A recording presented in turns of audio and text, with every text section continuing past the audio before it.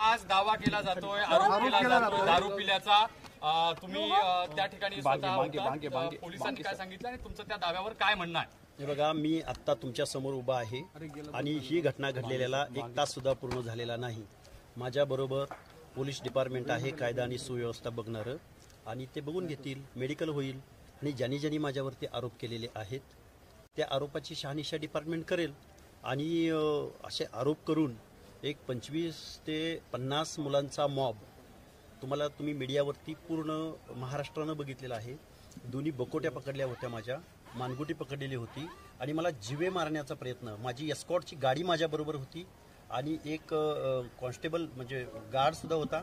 त्यांना फक्त मी माझ्या मित्राच्या घरात जेवत आहे, तुम्ही खाली जावा एवढं मी सांगितलं। ते गेल्या आणि त्यातला जो एक माणूस आहे तो माणूस 5 वाजल्यापासून मला अगोदर दोघंजण भेटूनही गेले।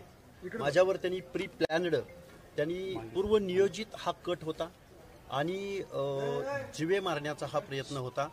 आणि मी आत्ता समोर आहे ना, माझ्यावर जर ड्रिंक घेतल्याचा आरोप होत असेल तर मी डिपार्टमेंट बरोबर आहे, पुढच्या गोष्टी सगळ्या होतील पूर्ण। मला बीपीचा त्रास आहे, मी गोळ्या खातोय, मला आत्ता पण मला पाण्याचं हे झालंय, पण मी आता तुमच्या समवेत आहे ना। माझ्यावर जे आरोप आहेत ते आरोप डिपार्टमेंट बघेल, टेस्ट होतील, मेडिकल तर चुकीचं बोलणार नाही।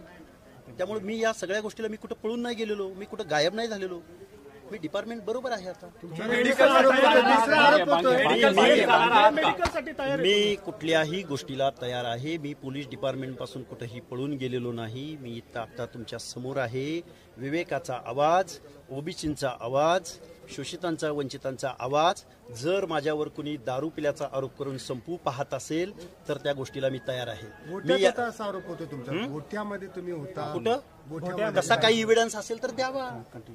तसं काही कुठल्या हॉटेलमध्ये पिलो, कुठल्या बारमध्ये गेलो किंवा कुठं गेलो याचा एक जर एव्हिडन्स असेल तर महाराष्ट्राच्या कॅनव्हासवरती, महाराष्ट्राच्या मीडियावरती, महाराष्ट्राच्या सार्वजनिक जीवनात हा लक्ष्मण हाके कधीच तुम्हाला दिसणार। बघा, 5 वाजता माझ्या घरापासून 500 ते 1000 मीटर अंतरावरती मी वॉकिंगला 5 वाजता गेलो होतो। त्यावेळी 2 इसम माझ्याशी बोलून गेले, त्याच इस्मानी मला पकडलं, त्याच इस्मानी परत काय बोललं तुम्हाला? त्यावेळी माझ्याशी नॉर्मल बोलले, गेवराईचं वगैरे असं बोलले। तो गेवराईचा माणूस आहे, तो माझ्याशी बोलला सुद्धा। आणि परत मी जिथून खाली निघतो त्या ठिकाणी 5 ते 6 4 व्हीलर आल्या आणि तिथून बाहेर पडत असताना मोटरसायकलवर मी होतो। माझे दोन्ही हात पकडले, मानगुटी पकडली आणि मला जीवे मारण्याचा हा प्रयत्न होता।